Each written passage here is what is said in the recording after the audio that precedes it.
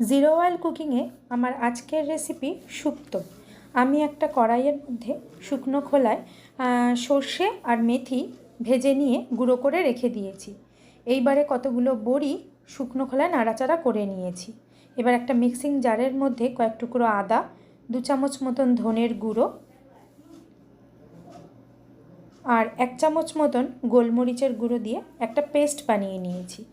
এবার ফোড়নের জন্য আমি ব্যবহার করেছি 2টো তেজপাতা, 2টো শুকনো লঙ্কা আর কিছুটা 5 ফোড়ন।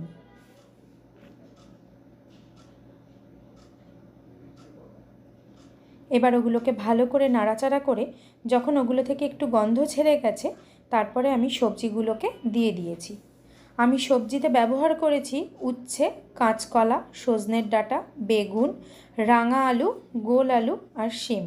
আপনারা তার মধ্যে পেঁপে, লাউ আরও অনেক নানা রকম সবজি আছে, আপনারা চাইলেই দিতে পারেন।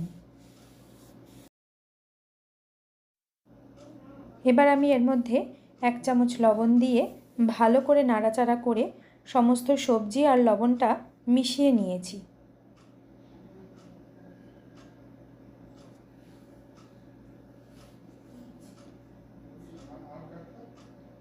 এবার সামান্য একটু জল দিয়ে ঢাকা দিয়ে রেখেছি। যেহেতু এখানে কোনো তেল ব্যবহার করা হচ্ছে না, তাই আপনারা সবসময় গ্যাসের আঁচটা কমিয়ে রান্না করবেন। আঁচ বাড়িয়ে রান্না করলে কিন্তু রান্নাটা তলায় লেগে যেতে পারে। এবার আমি যে পেস্টটা বানিয়ে রেখেছিলাম সেই পেস্টটা এটার মধ্যে দিয়ে দিলাম, দিয়ে ভালো করে কষাচ্ছি। ভালো করে কষিয়ে নেব যাতে পুরো মশলাটা সমস্ত সবজির সাথে মিশে যায়। এবার ঢাকা দিয়ে দিয়ে আমি এটাকে রান্না করব।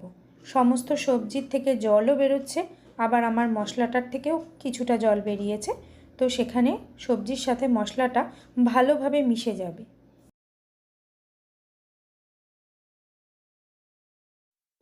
সমস্ত সবজি আর মশলা যখন সুন্দর কষে যাবে, এবারে আমি এর মধ্যে খানিকটা দুধ ঢেলে দেব। সেই দুধের পাত্রে একটু জল নিয়ে আমি জলটাও এর মধ্যে দিয়ে দিয়েছি। জলটা কম ব্যবহার করেছি, দুধটাই একটু বেশি ব্যবহার করেছি। এইবারে ওই শুকনো খোলায় ভেজে রাখা বড়িগুলো আমি এর মধ্যে দিয়ে দিয়ে ঢাকা দিয়ে রেখেছি কিছুক্ষণ, যাতে করে সবজিগুলোর মধ্যে দুধটা ভালো করে ঢুকে যায়।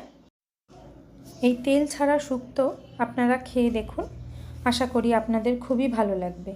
তেল দিয়েই তো আমরা সবাই শুক্তো রান্না করে খাই, তো এটা একই রকম প্রসেসে, শুধু তেলটা ছাড়া। এবার আমি সামান্য আরেকটু নুন দিয়ে নিয়েছি, লবণটা আপনারা আপনাদের স্বাদ অনুযায়ী দেবেন। আর 2 চামচ মতন চিনি দিয়ে নিয়েছি, সেটাও আপনারা আপনাদের স্বাদ অনুযায়ী দেবেন। যদি আপনারা মনে করেন যে না চিনি ব্যবহার করবেন না, তো নাও করতে পারেন।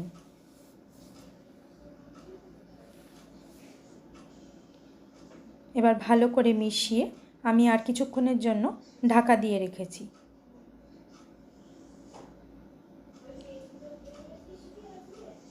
এবার ঢাকাটা তুলে যখন দেখলাম সমস্ত সবজিগুলো দুধের সাথে খুব ভালোভাবে মিশে গেছে, তখন আমি ওই যে মশলাটা গুঁড়ো করে রেখেছিলাম সবার প্রথমে, সেই মশলাটাকে ওর উপরে ছিটিয়ে দিয়েছি।